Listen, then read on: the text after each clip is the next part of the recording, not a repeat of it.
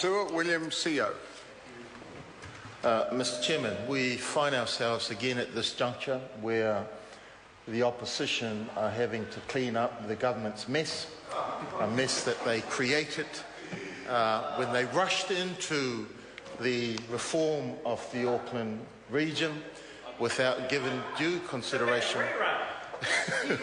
And so the bill also highlights that the government got it wrong. The government got it wrong, and I want to follow the theme that my colleague Phil Twyford began, because he talks about a little general. And so you'll recall this House debating that particular bill and how the people of Auckland were retaliating against the bullying tactics of this particular government, and how Mr. Hyde, who was the Minister of Local Government who ushered this bill through the House in those early stages, rushed as it was, didn't care of the impact that it would have on the people. In fact, I recall some of the submitters on this particular part of the bill in those early stages, where they referred to Mr. Hyde as this dark knight who was turning up to, and these are their own words, rape and pillage the Auckland region by destroying local democracy. So I'm pleased that the government, that we're able to help the government fix up the mess that they created by continuing the powers that local boards ought to have in carrying out their particular work. Now, sir, the local board that services my community, the Māngere Otahu Local Board, a champion of a local board, except for one member on there, and that was a member that is a former National Party chair of that particular electorate, but she won't be standing, and therefore I'm pleased to note that she's gone. But she is also one of the members, so when the local board were talking about supporting the living wage, I understand that that member did not support the decision of the Māngere Otahu Local Board. I want to say, sir, that look, it might be funny when we say that this is the government's mess, but it wouldn't be funny. It would be funny if it didn't cost money. And I recall, sir, in those earlier debates, that this was the government that kept harping on about the rates increases and that the structure that they had would deal with the rates increases. In fact, I recall Mr. Hyde saying, you know, that Aucklanders would not have to pay rates increases. Well, and they kept on complaining about too many workers servicing the Auckland region. But surprise, surprise, so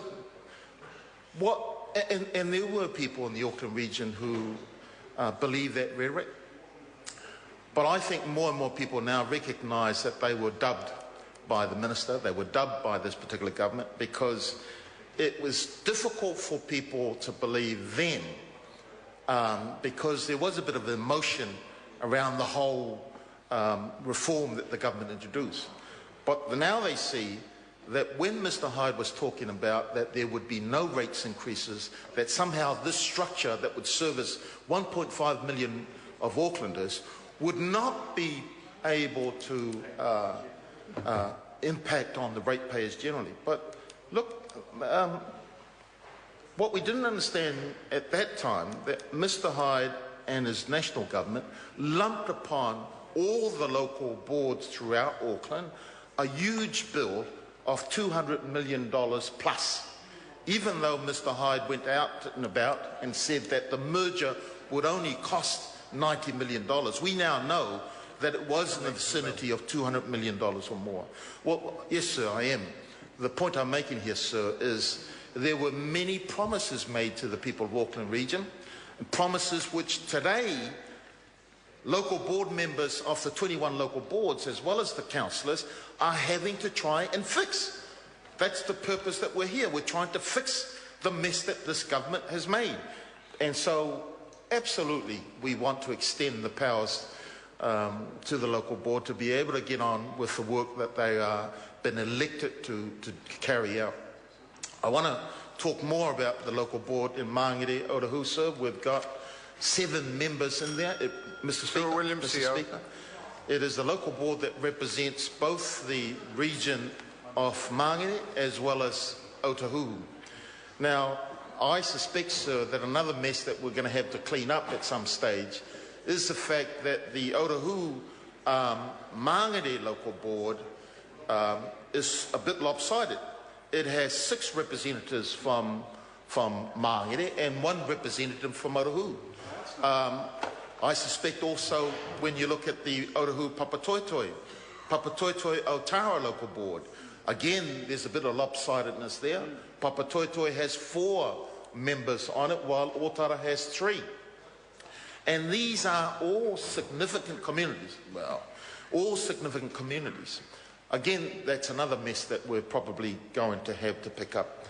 I note that the other night, the local board in Māngere Otahuhu complained about the fact that there is insufficient quality staff that are supporting them.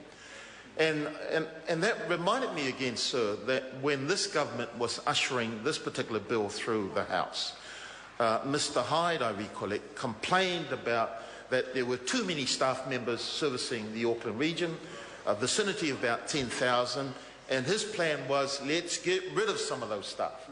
And they got rid of about 2,000 staff members. But I now find out, and the members of the House may recall, that the Aucklander newspaper at the time conducted an investigation of what this would mean. And what the newspaper found out was that Auckland ratepayers were going to be billed $2 million a month to outsource planning work to private consultants.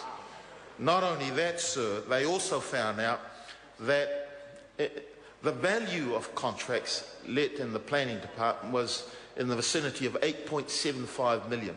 Now, a lot of the ratepayers in Auckland don't know about that. And I think it's our duty to help them understand that despite the rhetoric of this government, that this structure was going to save ratepayers some money, what they actually did was they lumped millions and millions of dollars on the shoulders of ratepayers in Auckland, and that's the mess that the Auckland Council, people like Len Brown, people like Penny Hulse, the Deputy Mayor, are trying to fix at the moment. And I know. Now, here's the thing with the local boards. When this government brought in this particular structure, they did away with existing councils, Manukau for one. It was envisioned at that time that we wouldn't lose our culture, we wouldn't lose significant asset holdings of the council. We were told that that's not going to happen. Well, what's happened now is exactly what we envisioned would happen. We've lost the people, community culture that Manukau built up over the years. We've lost our shareholdings that we once prided in the airport. In fact, we've lost the ability to be able to provide free swimming pools to the elders as a result of the structure that this government imposed on the Auckland ratepayers. And so, absolutely, we're trying to clean up the mess that this government created, and we're starting off with agreeing to this technical bill, and that we're saying that, yep, we'll support this bill to ensure that local board members are able to carry out their functions and service the community that have elected them on there. I note, sir, that the voting papers came out on Friday. I haven't received mine yet. Hopefully I'll get it soon. But I'm looking forward to electing all 7 members of a particular ticket that's running in our electorate. I won't say who the Labour Party members are. They know who they are. There are other tickets running along there.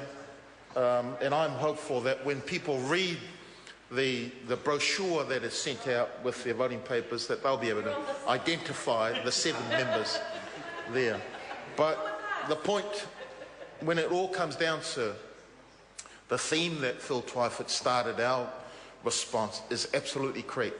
That is how the people of Auckland felt when Well, when they said that Rodney Hyde was the dark knight and a dark horse, what they didn't envision is that the next general to roll up was John Banks, but he rolled up and flew in a helicopter, and then he couldn't decide whose helicopter it was. Denise Roche. Kia ora, Mr Chair, and thank you. The Greens will be supporting this bill, but I'm going to take a short call to talk about